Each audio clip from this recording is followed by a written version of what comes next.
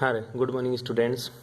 Last class में जो लिखा हुआ वही डिस्कस किया था। फिजिकल प्रॉपर्टीज क्या होती है, ग्रीनिश येलो होती है, कैसी होती है, गैस सफोकेशन ऑर्डर होती है इसकी, ठीक है। दूसरी पिगमेंट होती है, ठीक है। पंगेंट मतलब इसको तीक्ष्ण बोलते रहे। हाँ, दूसरा इसका जो ये हैवी होती है एयर से कितना 2 से 5 टाइम, 2.5 नहीं सॉरी 2 से 5 गुना भारी होती है, 2 से 5 गुना भारी होती है एयर से, ठीक है। बॉइलिंग पॉइंट होते हैं 239 और वाटर में क्या होती है, सोल्यूबल होती है। अब बात करेंगे आज अपन कौन सी प्रॉपर्टीज, इसकी केमिकल प्रॉपर्टीज। कौन सी प्रॉपर्टीज, केमिकल प्रॉपर्टीज। क्या होती है इसकी केमिकल प्रॉपर्टीज, वो देखिएगा एक बार के लिए।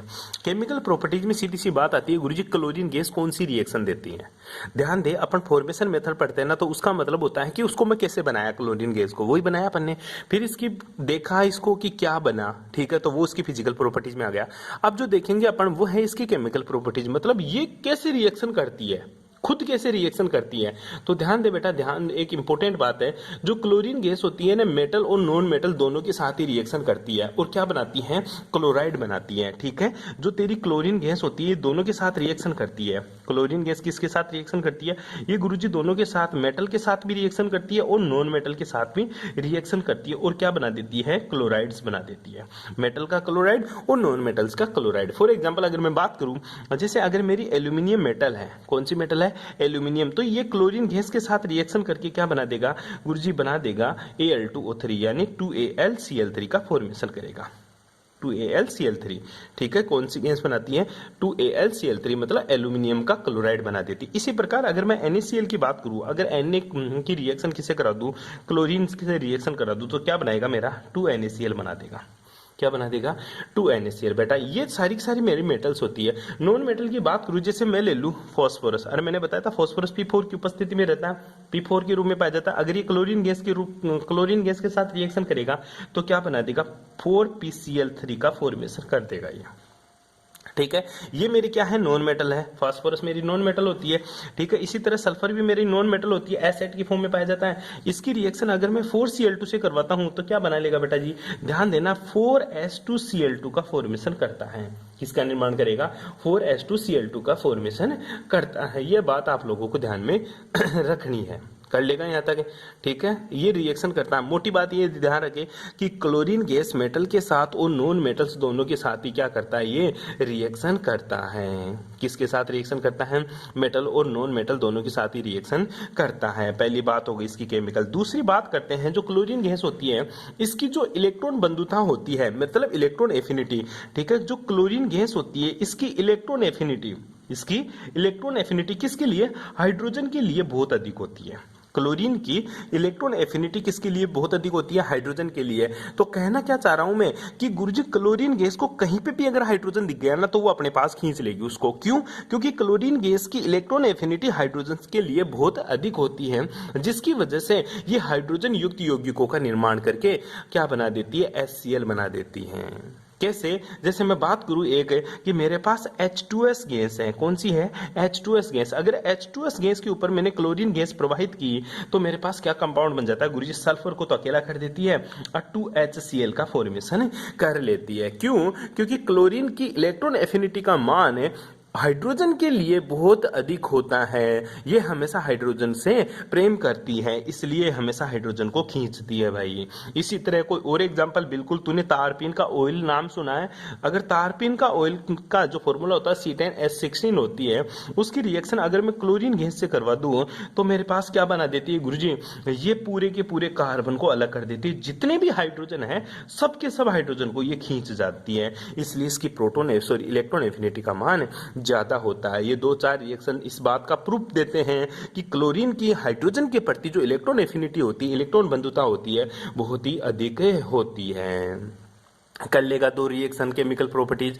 पहली केमिकल प्रॉपर्टीज की बात यह है, क्लोरीन गैस मेटल और नॉन मेटल दोनों के साथ रिएक्शन करके क्लोराइड बनाती है। दूसरी बात यह, क्लोरीन की इलेक्ट्रॉन एफिनिटी का मान हाइड्रोजन के साथ अधिक होने के कारण यह हमेशा हाइड्रोजन क्लोराइड का फॉर्मेशन करती है, हर किसी से हाइड्रोजन खींच लेता है। तू बोलता है गुरुजी इसको बेटा याद करने की चीजें हैं, मैं इसमें क्या समझाऊं और तेरे को अगर कोई प्रॉब्लम आ भी रही है तो इसमें ऐसा कुछ ही नहीं है, ठीक है। नेक्स्ट देखिएगा तीसरा पॉइंट क्या है अपना क्लोरीन के लिए इंपॉर्टेंट है, बहुत ही इंपॉर्टेंट पॉइंट बोल सकता हूं इस चीज को मैं। कैसे? मैं देख क्लोरीन की रिएक्शन किससे करवाता हूं? अमोनिया के साथ। किसकी रिएक्शन करवाई? क्लोरीन की गैस। ये क्लोरीन गैस की रिएक्शन अमोनिया के साथ। दोबारा मैंने दूसरी रिएक्शन करवाई अमोनिया की ही, किसके साथ? क्लोरीन की। क्लोरीन के साथ दो रिएक्शन है, दोनों में फर्क डालता हूं मैं। क्या? पहली रिएक्शन में मैं अमोनिया एक्सेस में ले लेता हूं, मतलब ये किस में ले लिया? एक्सेस में ले लिया। किस में ले लिया? एक्सेस में। पहली रिएक्शन में मैंने अमोनिया एक्सेस में ले लिया, क्लोरीन थोड़ी मात्रा में मिलाई, तो मेरा जो प्रोडक्ट मिलता है बेटा वो बनता है गुरुजी NH4Cl। क्या बनता है बेटा? NH4Cl। और साथ में कौन सी गैस रिलीज हो जाती है? नाइट्रोजन गैस रिलीज हो जाती है। कौन सी गैस बनती है? अमोनियम क्लोराइड गैस का फॉर्मेशन होता है, नाइट्रोजन गैस रिलीज हो जाती है। कब? जब मैं अमोनिया एक्सेस में लेता हूं और क्लोरीन कम मात्रा में लेता हूं, तो मेरा अमोनियम क्लोराइड का फॉर्मेशन होता है। किसका फॉर्मेशन होगा रे? अमोनियम क्लोराइड का। दूसरी रिएक्शन में गुरुजी मैंने अमोनिया तो कम रखी और क्लोरीन गैस मैंने किस में ले ली? एक्सेस में ले ली। एक्सेस का मतलब होता है बेटा आधिक्य में। किसमें ले ली? आधिक्य में। दूसरी रिएक्शन में अमोनिया फिक्स रखी मैंने और क्लोरीन गैस मैंने एक्सेस में ले ली, तो मेरे पास एक कंपाउंड बनता है, वो बड़ा इंटरेस्टिंग कंपाउंड होता है NCl3। कौन सा बनता है बेटा? NCl3। और साथ में 3HCl गैस बाहर रिलीज हो जाती है। जो NCl3 बनता है तेरा, ये एक विस्फोटक नेचर का होता है। कौन से नेचर का होता है ये गुरुजी मेरा विस्फोटक नेचर का होता है। बस ये बात आप लोगों को ध्यान में रखनी है। अगर अमोनिया तू एक्सेस में लेता है तो NH4Cl बनता है, अगर मैं क्लोरीन गैस एक्सेस में लेता हूं तो NCl3 बनता है, जो एक मेरा विस्फोटक नेचर का होता है। मतलब बहुत ही ज्यादा एक्सप्लोजिव होता है ये। कर लेगा इस चीज के बारे में। कोई खास रिएक्शन नहीं बताई, छोटी छोटी रिएक्शन बताई है। क्वेश्चन क्या आता है? बस यही क्वेश्चन आता है ऐसे, और बोल देता है अमोनिया एक्सेस में, नीचे लिखा हुआ मिलेगा एक्सेस में या आधिक्य में, तो प्रोडक्ट क्या बनेगा? NH3 लिख देगा, 3Cl2 लिख देगा, एक्सेस लगा देगा, नीचे बोलेगा प्रोडक्ट क्या बनेगा? तुझे प्रोडक्ट ये बना के आना है वहां पे। 2 नंबर का क्वेश्चन ले लेगा, एक एक नंबर की रिएक्शन डाल देता है इसे। कर लेगा रे। अरे छोटी छोटी बातें बताइए, इसमें कोई ज्यादा खास नहीं है। ठीक है, अब आगे एक रिएक्शन और देखते हैं। 3 के बाद में चौथी रिएक्शन क्या है तेरी? 4th नंबर की रिएक्शन में चलते हैं अपन। ठीक है, 4th नंबर की रिएक्शन ये है कि ठंडे और तनु क्षारों के साथ, ठंडे और तनु क्षारक क्या होते तेरे? NaOH, कि क्लोरीन और हाइपोक्लोरस का मिश्रण देती है। ठंडे और तनु क्षारकों के साथ क्लोरीन गैस, ठीक है, क्लोराइड और हाइपोक्लोराइड का मिश्रण देती है। ठंडे ठंडे मतलब बेसिस के साथ, जितने भी तेरे कोल्ड बेस होते हैं, ठीक है, जैसे तेरा NaOH है, ये बिल्कुल कोल्ड होना चाहिए और बहुत ही ज्यादा डाइल्यूट होना चाहिए। ये क्या होना चाहिए गुरुजी? कोल्ड एंड डाइल्यूट होना चाहिए। कोल्ड और डाइल्यूट NaOH के साथ क्लोरीन गैस अगर मैं डालता हूं तो क्या बनाती है? क्लोरीन गैस डालने पर गुरुजी ये बनाती है मेरा अमोनियम क्लोराइड यानी सोडियम क्लोराइड, साथ में NaOCl। NaOCl इसको बोलते हैं सोडियम हाइपोक्लोराइड। अगर ऑक्सीजन बीच में आ जाता है तो इसको क्या बोलूंगा? सोडियम हाइपोक्लोराइड का फॉर्मेशन करती है। ध्यान दे, दोबारा ध्यान दे एक बार, कि ठंडे और तनु NaOH के साथ, ठंडे और तनु क्षारों के साथ, क्षार क्या होते तेरे? बेसिस। ठीक है, कोल्ड और डाइल्यूट NaOH के साथ अगर क्लोरीन गैस डालता हूं तो मेरा जो कंपाउंड बनता है NaCl, जिसको मैं क्या बोलूंगा? सोडियम क्लोराइड, और साथ में क्या बनेगा? Sodium hypochloride. क्या बोलूंगा इसको? सोडियम हाइपोक्लोराइड, और साथ में जल का निर्माण होता है। कोई दिक्कत यहां तक? ध्यान दे, अगर मैं इसको, ये कोल्ड था, डाइल्यूट था, तब क्या बना मेरे पास? सोडियम हाइपोक्लोराइड और NaCl का फॉर्मेशन हुआ। लेकिन ध्यान दे, इसी को जो NaCl है मेरा, ये 2 था, यहाँ पे बैलेंस कर लेना। अगर इसको मैंने गर्म कर दिया, क्या कर दिया बेटा? इसी को मैंने गर्म कर दिया, ठीक है, और इसी को मैंने कंसंट्रेट कर दिया, इसको मैंने हीट कर दिया, ठीक है, इसको मैंने क्या कर दिया? हीट कर दिया, और क्या कर दिया? इसको मैंने गुरुजी कंसंट्रेट कर दिया, मतलब इसको सांद्र कर दिया। गर्म और सांद्र NaOH के साथ अगर मैं क्लोरीन गैस की रिएक्शन कराता हूं, गर्म और सांद्र NaOH के साथ अगर क्लोरीन गैस की रिएक्शन करवाता हूं, तो मेरे पास क्या बनता है? वही NaCl, लेकिन जो सोडियम हाइपोक्लोराइड था उसकी जगह अब जो प्राप्त होता है वो NaClO3 का फॉर्मेशन होता है, जिसको बोलते हैं सोडियम क्लोरेट। क्या बोलेंगे इसको? Sodium chloride. क्या बोलेगा इसको, सोडियम क्लोरेट का फॉर्मेशन होता है, साथ में पानी तो बाहर निकलेगा ही। अब क्वेश्चन बेटा ऐसा ही पूछ लेता, अब बता इसमें याद करने की क्या चीज है, क्या समझने की है। बोल देगा NaCl कोल्ड है, डाइल्यूट है, क्लोरीन की रिएक्शन करा तो सोडियम हाइपोक्लोराइड बनता है। NaCl है, सॉरी NaOH है, उसको हीट मतलब उसको वार्म मतलब गर्म NaCl, हॉट NaCl और डाइल्यूट कंसंट्रेट NaOH यूज करूं क्लोरीन के साथ तो मेरा NaCl के साथ NaClO3 का फॉर्मेशन होता है, जिसको सोडियम क्या बोलूंगा, क्लोरेट बोलूंगा मैं। क्या बोलूंगा इसको, सोडियम क्लोरेट बोलता हूं। कर लेगा, सिंपल सी रिएक्शन है। ठंडे और तनु NaOH के साथ क्लोरीन गैस की अभिक्रिया करवाने पर सोडियम हाइपोक्लोराइड बनता है, लेकिन गर्म और कंसंट्रेट गरम और सांद्र NaOH की रिएक्शन क्लोरीन गैस के साथ कराने पर सोडियम क्लोरेट का फॉर्मेशन होता है। अब इसमें कोई समझने की बात हो तो तू बता दे मेरे को। अरे बता सकता है कि इसमें कुछ और चीज है। अब आगे देख, एक तूने बुझे हुए चूने का नाम सुना होगा।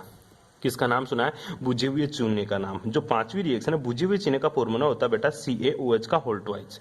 ठीक है, अगर इसकी रिएक्शन मैं किससे करवा देता हूं, क्लोरीन गैस के साथ करवा देता हूं। किससे करवा देता हूं, क्लोरीन गैस के साथ करवाता हूं, तो जो मेरा कंपाउंड बनता है वो क्या बनेगा, CaOCl का होल ट्वाइस।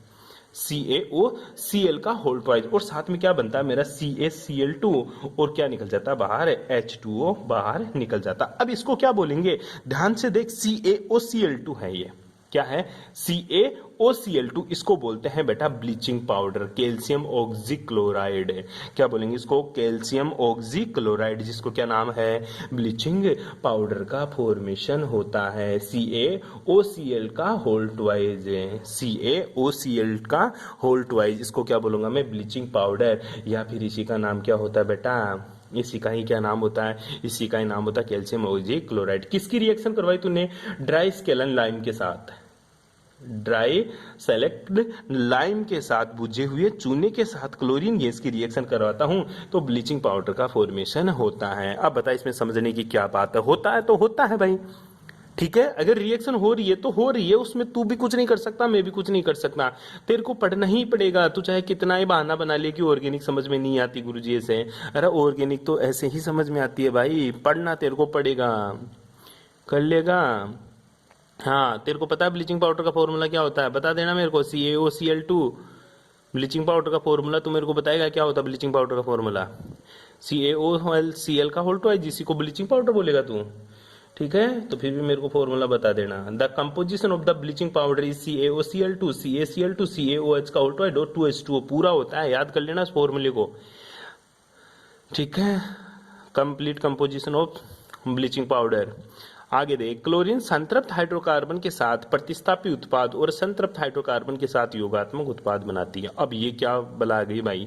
ठीक है, छठी रिएक्शन देख, बोल रहा है कि क्लोरीन जो गैस होती है ना, ये संतृप्त हाइड्रोकार्बन, दो चीज होती है बेटा, एक तो संतृप्त, ठीक है, एक तो होती है संतृप्त, दूसरा होता है तेरा असंतृप्त। ठीक है, ध्यान दे, संतृप्त को बोलते हैं सैचुरेटेड, असंतृप्त को बोलते हैं अनसैचुरेटेड। जितने भी डबल बॉन्ड और ट्रिपल बॉन्डेड कंपाउंड्स होते हैं वो सारे के सारे अनसैचुरेटेड होते हैं, और जितने भी सिंगल बॉन्डेड कंपाउंड्स होते हैं वो तेरे क्या होते हैं, सैचुरेटेड कंपाउंड्स होते हैं। तो बोल रहा है कि क्लोरीन जो होती है ना, सैचुरेटेड कंपाउंड्स के साथ, सैचुरेटेड मतलब CS मेथिन के साथ अगर क्लोरीन गैस की रिएक्शन कराता हूं, ये कौन सा है मेरा, saturated compound.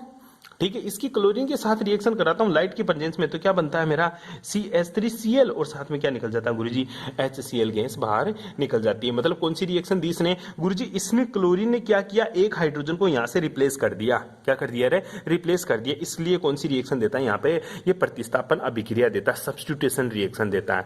Chlorine gas saturated compounds के साथ हमेशा ही सब्स्टिट्यूशन रिएक्शन देती है, प्रतिस्थापन अभिक्रिया देती है। और अनसैचुरेटेड कंपाउंड्स, असंतृप्त कंपाउंड्स की बात करूं तो अनसंतृप्त कंपाउंड जैसे CH2 डबल बॉन्ड, CH2 मैंने बोला जिसमें डबल बॉन्ड हो या ट्रिपल बॉन्ड हो, उसको अनसैचुरेटेड कंपाउंड बोलूंगा। अगर इसकी रिएक्शन में क्लोरीन गैस के साथ कराता हूं, किसके साथ बेटा, क्लोरीन गैस के साथ, और कब रूम टेम्परेचर के ऊपर, RT मतलब रूम टेम्परेचर पर, तो कौन सी अभिक्रिया होती है गुरुजी, योगात्मक अभिक्रिया होती है। कौन सी अभिक्रिया होती है बेटा, योगात्मक अभिक्रिया होती है, मतलब एडिशन रिएक्शन होती है। दोबारा समझे, क्लोरीन गैस सैचुरेटेड कंपाउंड्स के साथ हमेशा सब्स्टिट्यूशन रिएक्शन देती है और क्लोरीन गैस अनसैचुरेटेड कंपाउंड्स के साथ हमेशा एडिशन रिएक्शन देती है, मतलब योगात्मक अभिक्रिया देती है। इसमें कुछ भी नहीं है ऐसा जो तेरे को पता ना हो। कर लेगा, यहाँ तक कोई प्रॉब्लम किसी को? आगे चलो, इसकी 7वीं प्रॉपर्टीज पढ़ते हैं अपन की। इसकी जो अपन केमिकल प्रॉपर्टीज की बात करें 7 नंबर की आती है। आप ध्यान दें, जो HCl होती है, ठीक है, क्लोरीन गैस, वो HOCl निर्माण के कारण क्लोरीन का जल रंग उड़ जाता है। ध्यान दे, एक क्वेश्चन पूछ लेता कभी कभी, पूरा सुन ले एक बार। HCl तथा HOCl निर्माण के कारण क्लोरीन जल का पीला रंग उड़ जाता है। इस कारण प्राप्त हाइपोक्लोरस HOCl नवजात ऑक्सीजन देता है, जो क्लोरीन के विरंजन तथा ऑक्सीकारक गुण के लिए उत्तरदायी होता है। क्वेश्चन लिख ले पहले। क्वेश्चन यही है कि जो क्लोरीन गैस होती है, क्या रे, क्लोरीन गैस होती है, ये जल के अंदर, क्या ये जल के अंदर विरंजक का कार्य करती है, मतलब रंग उड़ाने का कार्य करती है, ठीक है, और ये एक अच्छा ऑक्सीकारक भी होता है। ऐसा क्यों होता है? दोबारा समझे, chlorine water are standard lose in yellow colour due to the formation of HCl and HOCl। दोबारा सुनना, chlorine water are the standing lose its yellow colour due to the formation of HCl and HOCl। Hypochlorous acid like HOCl so form give the nascent oxygen which is the responsible for oxidizing and bleaching properties of chlorine। दोबारा से समझ ले इस चीज को कि जो मेरी क्लोरीन गैस होती है ना, ये पानी के साथ जैसे ही रिएक्शन करती है तो क्या बनाती है, ये जैसे ही पानी के साथ रिएक्शन करती है तो गुरुजी HCl प्लस HOCl बनाती है। जो HOCl होता है इसको मैं क्या बोलता हूं, हाइपोक्लोरस। क्या बोलूंगा इसको? हाइपोक्लोरस बनाती है। क्या बनाती है? हाइपोक्लोरस। जो हाइपोक्लोरस होता है, ध्यान देना बेटा, इस चीज के मामले में बहुत इंटरेस्टिंग रिएक्शन है। जो हाइपोक्लोरस होता है ना, ये क्या देता है गुरुजी, HOCl है ना, ये टूटकर क्या बना देता है, फिर HCl और साथ में एक नेसेंट ऑक्सीजन बनाती है। पहली चीज, क्लोरीन जो गैस होती है ना, ये अपना जो पीला कलर होता है, येलो कलर होता है, उसको उड़ा देती है। क्यों? क्योंकि ये पानी में जाते ही HCl और HOCl बनाती है। जो हाइपोक्लोरस होता है, जो हाइपोक्लोरस होता है, ये क्लोरीन का पीला रंग उड़ाने के काम में आता है, येलो कलर को उड़ा देता है। दूसरा क्वेश्चन ये बनता है कि क्लोरीन गैस पानी के अंदर हाईली ऑक्सीडाइजिंग एजेंट की तरह कार्य करती है। क्यों करती है? इसलिए करती है क्योंकि क्लोरीन गैस जब पानी के साथ रिएक्ट करती है तो हाइपोक्लोरस बनाती है, और हाइपोक्लोरस टूट जाता है किसमें, HCl और नेसेंट ऑक्सीजन में, नवजात ऑक्सीजन में। और ये जो तेरी नवजात ऑक्सीजन है ना बेटा, ये तेरी नवजात ऑक्सीजन ही किसका काम करती है, ऑक्सीडाइजिंग एजेंट की तरह बिहेव करती है। कर लेगा। HOCl के बारे में समझ लिया। क्वेश्चन पूछ लेता क्लोरीन के बारे में, तो ये क्लोरीन तेरे को आना चाहिए। Chlorine is a powerful bleaching agent. क्यों? क्योंकि bleaching agent due to the oxidation. Question आता है क्लोरीन एक पावरफुल ऑक्सीडाइजिंग ब्लीचिंग एजेंट होता है। क्लोरीन एक पावरफुल ऑक्सीडाइजिंग एजेंट होती है। क्यों? क्योंकि ये नेसेंट ऑक्सीजन का फॉर्मेशन करती है।